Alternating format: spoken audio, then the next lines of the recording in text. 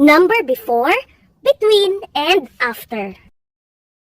Counting before, between, and after numbers improves the child's counting skills. Number counting is the basic math skill that will help your child to recognize the order of the numbers. Number before. When we count backward from the given number, we get the number before. That means backward counting. Can you see a B? Please tell me on which number the B is. Right, 4.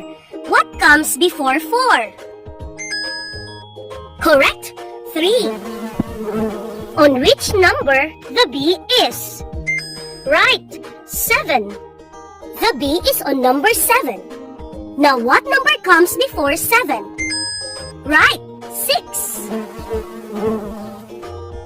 Next, number between.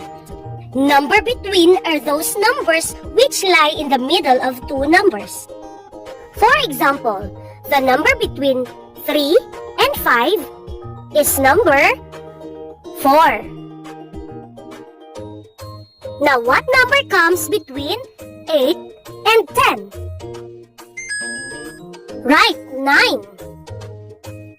Now let's discuss number after.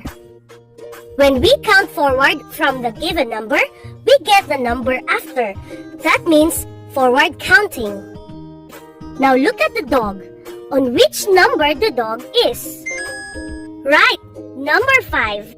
The dog is on number 5. Now tell me, what comes after 5? Yes, you're right. Number 6. Another example. Where is the cat? On which number the cat is? Right, number 2. The cat is on number 2. What comes after 2? Right, number 3. Good job, kids! Now let's review what we have learned today. Kids, what is the number before 4? Right, 3.